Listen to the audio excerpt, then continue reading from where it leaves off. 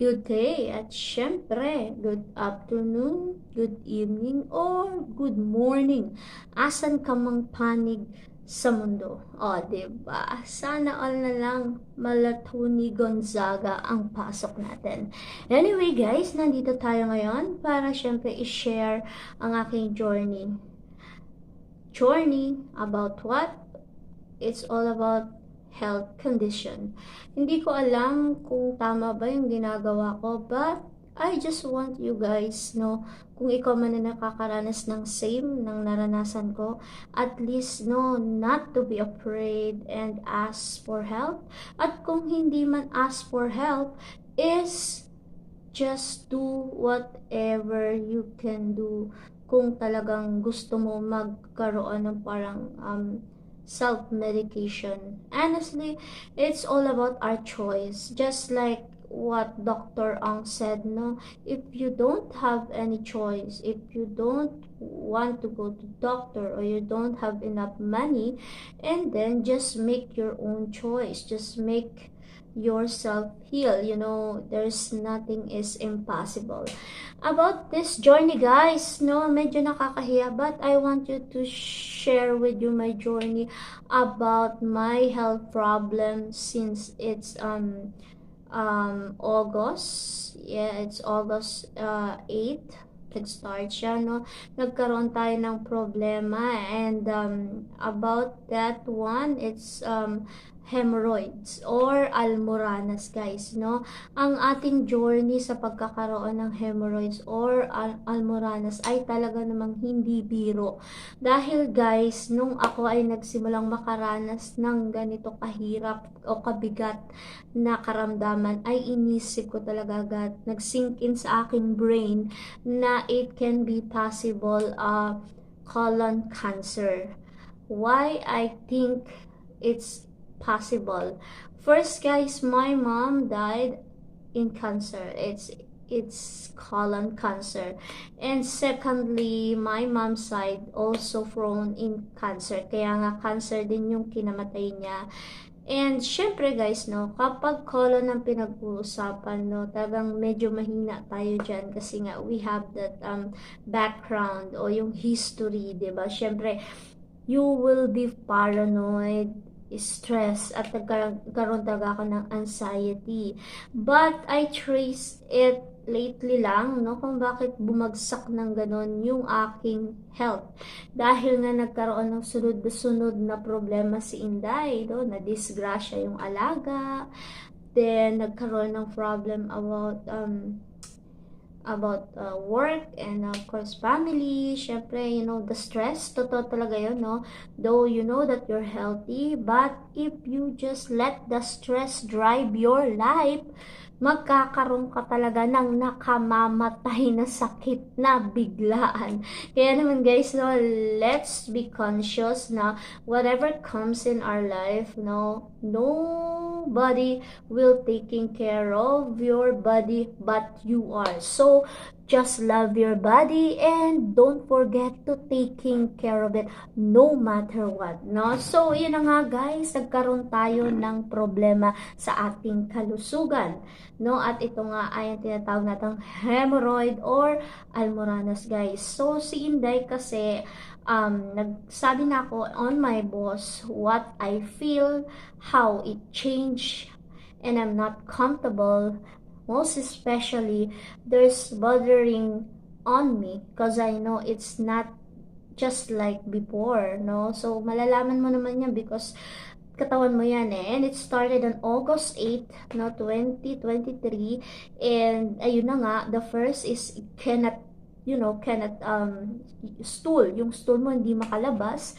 And the fact na kahit na uminom ka na ng maraming tubig or kumain ka na ng gulay, prutas, it's still nothing. Then, until sunod-sunod na siya, 9 and 10, yes, meron, pero nakakatakot kasi meron na siyang bahid ng blood or dugo. Talagang hindi lang siya yung typical na parang konti lang, no, talagang dugo as in pumapatak yung dugo at talagang yung water nung CR is namumula. So syempre, 'di ba, babalutan ka kaagad ng stress nun. Biruin mo yun, 'di ba?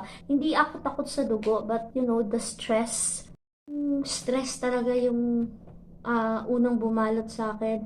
And then syempre next pumasok na yung thinking na what is this, 'di ba? Parang syempre kahit hindi naman sumasakit yung tummy mo talaga, it's in your butt lang or in your dun lang sa parte kung saan lumalabas yung stool natin or yung pupo natin, eh talaga naman kung ano-ano na ang naiisip natin, no? At yun na nga guys, syempre sinabi ko nga, naging honest nga ako sa boss ko about what I feel. And hindi nga ako comfortable doon dahil nga may mga ano na, may mga blood na na mga kasamang problema. So, ayan na nga guys, napaalam ako sa kanya. And then, of course, my boss then just experienced the same way but in a different siguro. Same na hemorrhoid but in a different, like hindi siguro ganun kalala sa kanya. And ayun na nga ano siya, pasilip din siya ng stomach niya.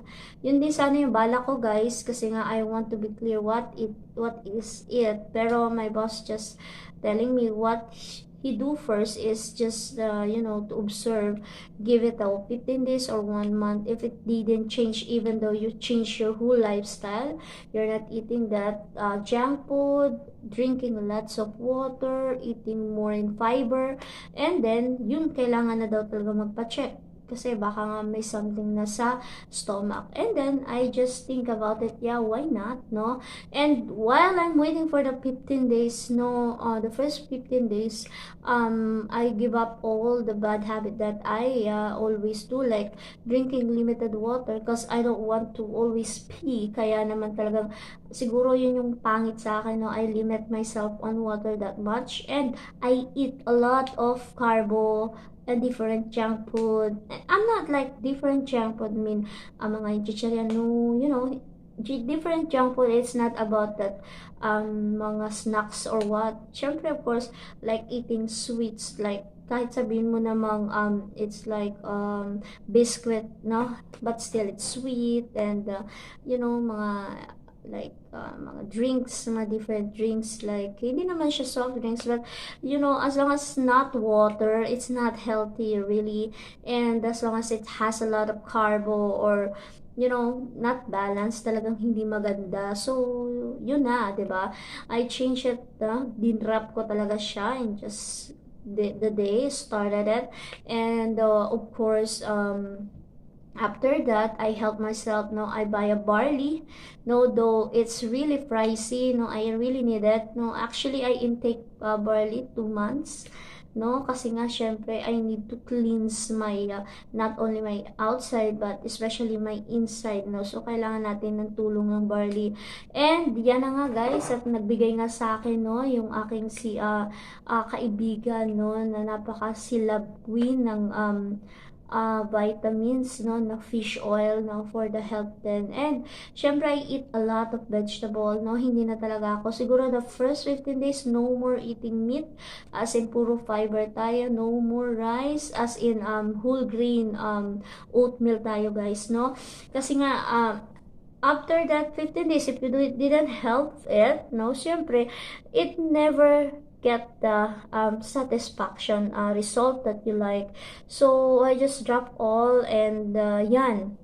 Siguro my first 3 days, I am happy though even I have the stool or my bowel movement is came back, but still it has a lot of pain, no? So, medyo matagal but I'm happy kahit sabi mo masakit yung pag pupupo natin kasi yun dumi yun you should let out, no, kahit anong pain yan. Masaya ako kasi the day before that one, kahit anong gawin ko, kahit alam mong ramdam mo na gusto nang lumabas, hindi mo mailabas at kahit yung fart mo na parang 'di ba andyan na pero bumabalik, mararamdaman mo talaga na may nagbo-block.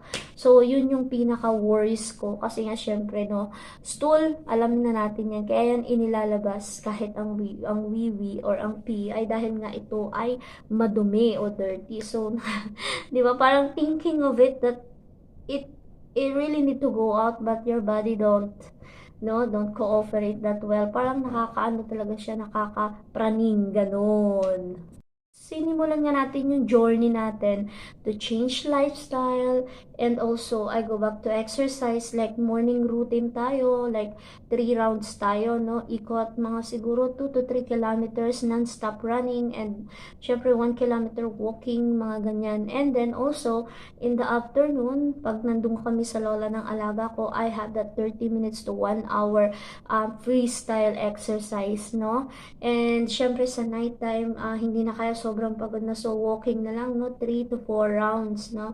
So, kaya medyo na-lie down tayo ng mahigit 1 buwan, not because of the disappointment that our channel has a problem, you know, it doesn't matter with me, because whether my channel just have a problem, facing some problem, it's still my channel, Yayamanin. I love this one, no? Sabi ko nga kay Mrs. Mamshi, ano man ang mangyari sa channel ko na to, I will never let it go, because this is what my first love, my channel, Yayamanin Kainday, and this is where I will be happy, whether it become demonetized or monetized before, no? But thanks God, because YouTube is so good, and they give me a second chance na to fix my channel. And that's it, guys, no? Dahil nga sa hirap ng dinanas natin, guys, wala na akong oras gumawa pa ng iba pang video, kaya talagang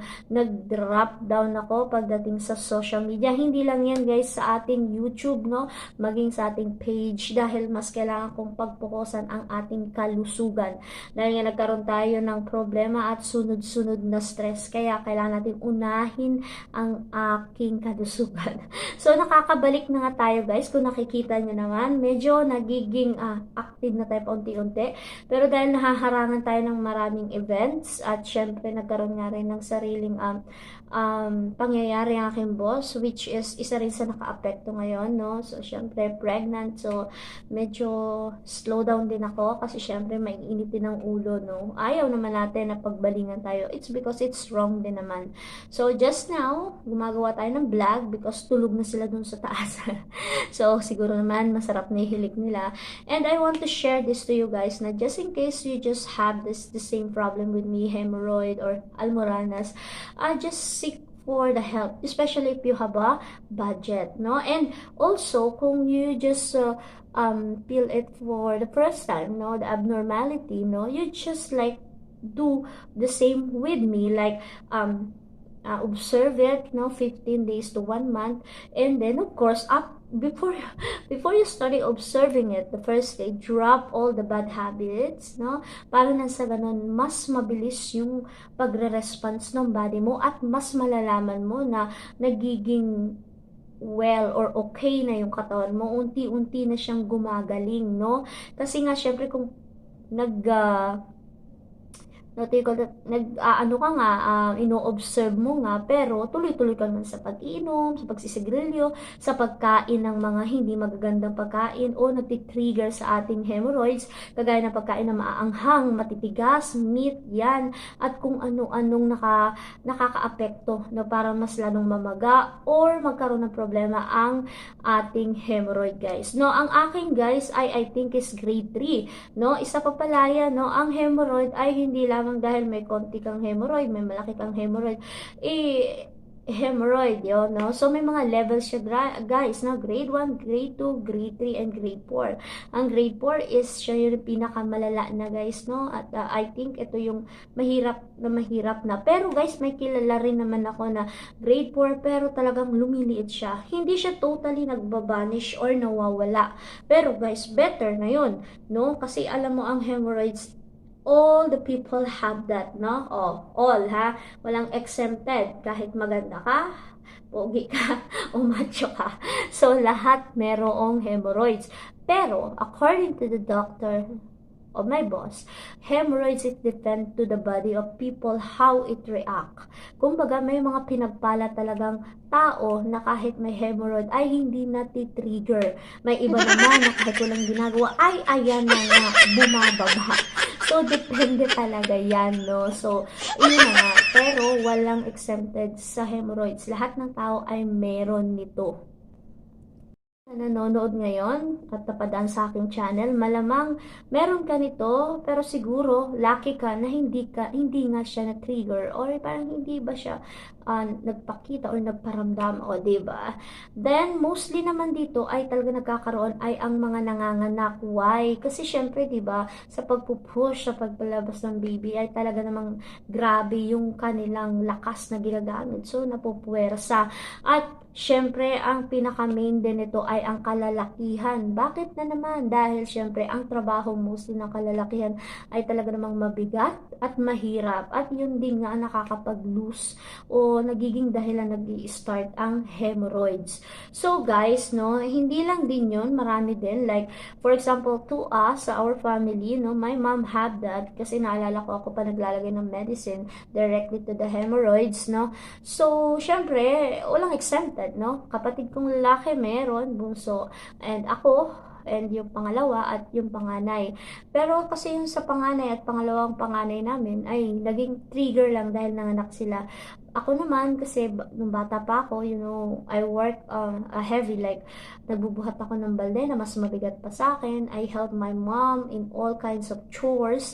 So syempre guys, no, at your young age and syempre yung katawan mo hindi pa ano. So siguro yun din yung nakapagpabuhay ng hemorrhoids ko because yun wala namang ibang pagkukunan. Though dati mahilig ako sa manghang but not to the point na talagang sisilabang ko yung dila ko. You know, pampabuhay lang ng lasa. So it's impossible na iyon din ang nagiging dahilan. Pero yun nga, dahil din naman sa iba't ibang klase ng trabaho ni Inday na dati ay naging tendera rin naman talaga ako at talaga nagbubuhat ako ng mga case. Hindi lang ito 10 cases, 20 cases, umaabot pa na hanggang 85 cases. May laman sa wala, no? Nilalabas ni at binabalik. Iyon din siguro yung isa pang nagiging rason at talaga namang syempre nag-alaga din tayo ng special child na binubuhat. So, maraming pwedeng maging rason nito. Pero guys, no, kapag talagang drain up mo yung iyong lifestyle, ginawa mong okay. Though, talagang sa first 1 week nakakasuka kasi hindi ka sanay, di ba? Pero guys, kapag nakasanayan mo na, just like Naomi, it's okay. And it's better kasi you will feel better, especially if you poops, no? So good. And wala kang nararamdamang anything sa katawan mo at hindi ka rin mapapagurin, hingaling, ganun. At guys nga pala, habang nga pala ako ay monitor or tinitingnan ko yung within 15 days ko kung may magkakaroon ng changes, I just search in Google and also in YouTube. Yung YouTube ko, yung Google, nababaliw na yan sa akin ng mga time ng August until September, no? Kasi talagang hindi ako tumitigil habang dumarating yung time na observation time ko. Talagang, you know, I'm thinking, what is the difference between the colon cancer and hemorrhoids? And yun na nga, yung mga possible way to be more in okay. Like, ano ba yung mga pwedeng gawin? And mga ointment, no guys? Huwag kayong matakot guys, mag-try ng iba't ibang ointment. Kasi guys, ako ganun din ako. Because my hemorrhoids just get numb. Talagang magang-maga siya, no? Dahil nga siguro sa stress, dahil sa syempre, nandun kami sa lola ng bata ng 1 week and yung food we intake, hindi ko na nabantayan. Puro na lang kami kung hindi manok, baboy, and no fruits, no vegetables. So, nagpa-trigger siya para lalong mahirapan yung katawan ko and no exercise dahil nga tinatamad na tayo. So, yun guys, yun yung naging journey ko at napakahirap niya guys, no? I hope that it will never happen to you, no? Yung dumating sa point na mamaga. And kung sakali mang nagkaroon ka na ngayon and there's a small pain until now, sana makatulong tong vlog ko sa'yo na kahit papano ay maibsan din. Kasi sa akin guys, umepek, why not sa'yo hindi i-effect, diba? So po pwedeng sa akin umepek at sa'yo rin. Pero guys, meron kasi akong mga trinay na mga ointment, pero hindi lahat ay talaga namang naging okay sa akin. Meron talagang isa na effective, which is I'm showing it to you now, especially the name, I will mention, para naman ma-order mo sa Lazada guys. At masasabi kong hindi ka magsisisi because ito lang yung ginamit ko, no, nung talagang during my healing process, no. Not only the barley but half of this ointment, no guys. Sobrang effective niya.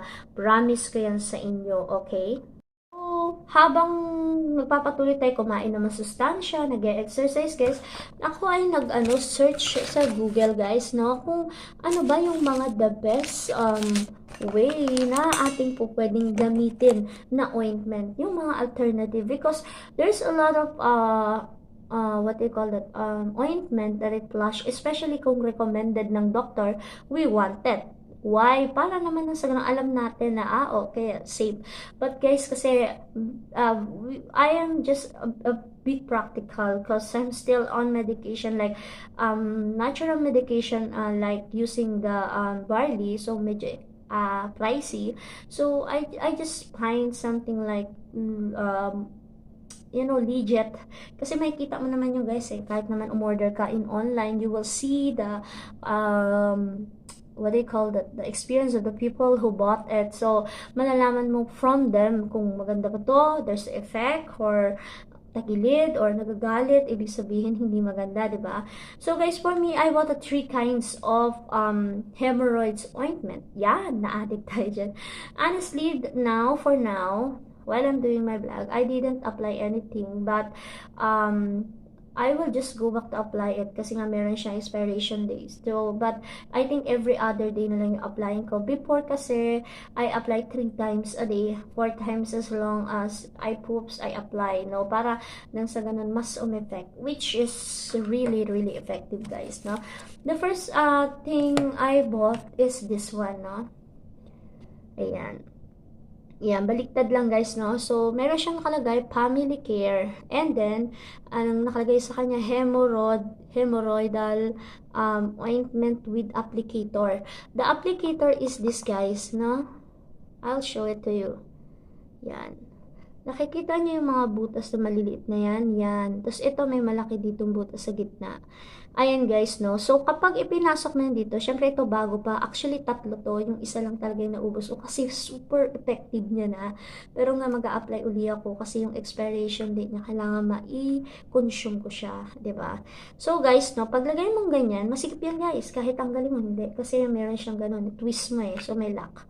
So, pwede mo na siyang i-press before mo siyang ilagay sa, sa bat mo. Tapos, syempre, kailangan mong takpan muna yung mga maliliit. Kasi 6 to eh. 1, 2, 3, and then 1, 2, 3. Takpan mo muna yung 4 para lumabas dito yung ointment, and then lalabas din dito. And then, after that, tanggalin mo, then may lalabas na rin dyan, and then spread mo muna sa lahat. Saka mo siya i-apply. Why? Para mas maging effective, no? So, syempre, dahan-dahan lang para naman sa ganun, no more pain. At saka pag ito naman ang inano mo, nilagay mo, in-apply mo, parang hindi ka rin mahihirapan. Kasi, para na rin siyang, ointment nga siya eh. So, hindi naman siya ganun kahirap. At saka, ano bang tawag yan? Parang nagiging lang siya, oil something, no? Na para lumabas yung poopski mo ng pupo mo, poops mo ng maayos, o, di ba? And syempre para din ng sa ganun, di ba? Yung pain. Talagang nakakatanggal siya ng pain, nakakabawas siya. And yung numb, yung pamamaga, nababawasan niya rin. Napaka-effective niya. Hemorrhoidal ointment with applicator, family care, no, guys? And then, syempre, gusto ko rin naman matry yung iba. So, bumili rin ako, nag-try din ako ng hemorrhoid ointment, no? Ang tatak niya is Samifan. Sorry, excuse me. Ito yung Samifan. Ito yung hemorrhoidal ointment. At meron siyang green leaf, nakita nyo. So, this one is all organic. But guys, I'm telling you, it's not effective, no? It's not effective because I'm using it. Wala namang menthol or what. So, hindi rin siya masyadong effective. So, pagkatapos niyan, hindi ko na rin siya ginamit itong green. And then, bumili uli ako ng second option ko kasi gusto ko malaman. Pero ito, dalawa to guys, hindi ko pa nagagamit, no? So, same siya ng name nitong isa. Iba lang yung brand niya. Kung ito, Samifan, ito, O-U-H-O-E, parang OHO, hemorrhoid ointment. O, yan. So, ayan guys, no? Ayan. Pero susubukan ko din to guys kasi nga I want this to try kung talaga bang effective and what is the feeling kapag in-apply ko na siya, o, 'di ba? This one guys, no, ito yung aking mga nabiling ointment. This one is a hemorrhoid ointment, no. Ang pinakang ano niya is Oho, eh. Ayan, no. So, this one. Yan yung itsura niya, no. And, next, ito, ano ko na to, ito-throw ko na to kasi, why I need to throw this? Kasi hindi siya effective, no. I use it many times. Maybe, I use it 4 to 5 times, but I didn't feel anything. Unlike this one, no. The first time I used it, I knew it. Something happened on my case, on my body. I mean, nagre-react yung katawan ko and parang process niya so fast. So, you know, I didn't regret to try this one because this one is the best, no? So, I think, yun din, wag din kayo matakot, no? Lalo-lalo na kung gusto nyo talaga na maging okay yung sarili nyo. Kasi kahit naman sabihin mo, sabi nga ni Dr. Ong, kahit naman anong daming pera mo, no? Kung sakali man, no, na dumating na magkasakit ka, minsan hindi rin ito nagagamot. Kasi nga, 'di ba? It's not about that, no. Minsan nga sabi niya, choice natin kung gumaling. Kung gusto talaga nating umayos ng hemorrhoids, ay depende rin naman talaga sa atin mismo. Lifestyle natin, pagkain ng masustansya, and yun nga, piliin din yung mga like bad habit, tanggalin, and piliin yung kinakain natin hanggat kaya. Kung may choice din naman, 'di ba? At kumain din ng maayos at sa tamang oras. At syempre yung angkop lang, wag yung sobra-sobra. Kasi doon na nga tayo nagkakaroon ng simula ng problema ng ating kalusugan. Kaya naman guys, no, sa totoo lang, ang hemorrhoid talaga ay napakahirap kapag ito ay nagsimula ng mag-react at mamaga. Dahil guys, nagbo-block nga siya, dahil masakit siya. Nagkakaroon na ng blocking o hindi mo mailabas ang stool mo, which is feel very bad. Dahil napaka-uncomfortable niya kapag ka nangyari ito sa inyo. Kaya kung meron kayo dyan na hemorrhoids, no, na sa tingin nyo, kailangan nyo na rin bigyang pansin kahit pamaliit ito, i-try nyo to guys, no. Napakaganda nito guys. Sobrang ganda niya, as in, may kita nyo siya sa online selling. Basta make it sure to read the comment, because doon kayo magkukuha ng concrete answer kung ito ba ay talagang effective o hindi. O, diba? So, ayun na nga guys, since August 8 nakaranas tayo until August 15, hindi talaga maganda at yun nga, meron na tayong issue like sa blood, you know, marami talaga guys, hindi lang siya konti, no, nakakatakot. Alam mo yun, ganun, nakakatakot kasi kung ano na inisip ko na cancer or something na malala. Pero, sa blood, hindi naman ako natakot. Okay lang naman sa akin. Sabi ko, okay lang may blood. You know, I'm going to get crazy before. Like, I remember that saying, okay lang may blood. Basta makapupo ko na maayos. Kasi it is a different story na kapag may blood na, tapos hindi ka pa makapupo, di ba? Parang ang saklap. So, ayun na nga guys. Then, kapag until August 15, once I talk to my boss, because you know, I try to give it a chance, like 3 days, 4 days, if it's change, hindi nga masyado nag-change. Merong changes pero konti, because wala rin naman akong medication na inilalagay. And kahit paano, you know, may patigim-tigim pa rin ng mga like marami, may kanin, nanggagayang mga ulam na meat. So yun, nung after ko makausap yung boss ko noon, mga August 18, 19, or 20. They talk to me and they give me these kinds of idea and yun ang advice. And yun naman, luckily nakinig naman ako. May point naman talaga sila. And then, after that, okay naman. Yung first 5 days ko, nakita ko naman yung result. Although, medyo may pain pa talaga. Pero guys, mas maginhawa na. Until 10 days, konti na lang until naging 15 days o 20 days, talagang nag-drop down na yung pain at naging parang normal uli. Pero syempre, doon pa rin yung ating hemorrhoid, no? Andun pa rin naman siya. Pero at least, sa tulong ng ointment na to talaga, lahat ay naging maayos, no? At syempre guys, no, hindi lang yung ointment na yan ang pagdadasal ko talaga guys. But, you know guys, to be honest, I'm not asking for healing, no? I'm asking na samahan niya ako through pain na makayanan ko until the end of the battle. Yan ang aking prayer at that time. Say that paulit-ulit siguro 100 times, no, every time, just like every day I feel it. You know why? Because for me, it's not about, extending my life, but um, facing the consequences and also just overcome on it until the last fight. The last journey, ganon guys, no? And God is always great and very, very, very kind, no? Because hindi niya lang ako um sinamahan on my battle through pain, no, and through this sickness, no, but also pinagaling niya talaga ako. And yun na nga guys, no, wala namang imposible talaga kung gusto lang talaga natin, kasi nga, no, it's all about our una lifestyle, pangalawa yun na, sa sarili natin, yung pag-iingat natin, no, kung paano natin itrato yung sarili natin, at syempre yung paniniwala sa Diyos habang tayo ay gumagawa din ng aksyon para sa sarili natin, ay sigurado hindi tayo bibigoon na ating Panginoong Diyos. Di ba? May ganun tayo.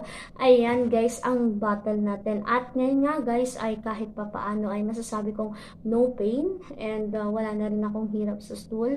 But I decided to continue this, no, maybe twice or thrice a week, para lang naman sa ganun ay, di ba, nandun pa rin yun. And maganda kasi talaga yung ointment na to, promise ko sa inyo. So the best siya for me and sa lahat ng nahihirapan dyan na mag bowel movement, na pwede nyo subukan to. Baka ito na yung sagot sa inyong problema, 'di ba? At least gusto ko lang i-share ang aking journey dahil matagal din yun, guys. Almost isang buwan mahigit, no? Kaya nawala talaga tayo ng matagal dahil nga sa ating health problem. And choice ko na rin kasi mas kailangan ko bigyan ng time yung aking exercise and yung food ko, what I intake. I am the one who prepare it. Hindi ko siya inaasa sa kay Jen or kay Miss Pretty Heart, kasi syempre I wanted to make it like totally no oil.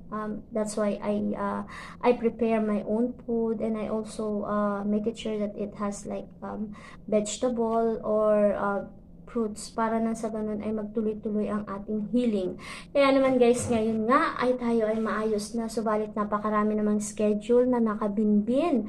Tabangan nyo guys, pipilitin ko lang makapag-edit tayo ng magandang video. I guess itong mga susunod namin bakasyon ay hindi ko na kailangan mag-effort because we are going to La Union this coming October, and I hope guys that you will follow my channel, and please click like and of course subscribe, no? At syempre kung may question kayo about hemorrhoids or ointment, no, I'm willing to just reply you anytime, no?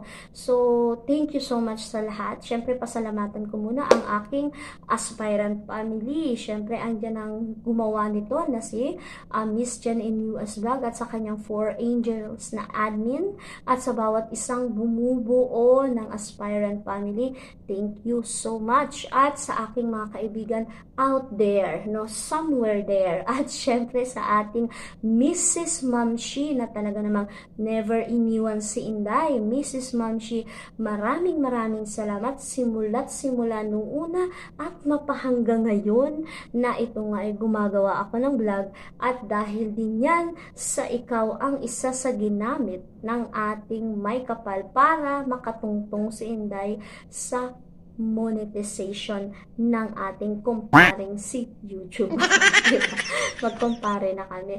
Ayan na nga guys, salamat sa inyong pagsilip sa channel ni Inday, at sana maayos kayo at pahalagahan ninyo ang inyong sarili, ang kalusugan nyo, dahil sa huli, no, walang ibang pwedeng mag-alaga dyan, kahit asawa mo, anak mo, no. Ikaw lang, no. Ikaw, katawan mo, kailangan alagaan mo at pahalagahan mo, nang sa ganun ay maalagaan mo rin ang mga mahal mo sa buhay at mas mapahalagahan mo pa sila.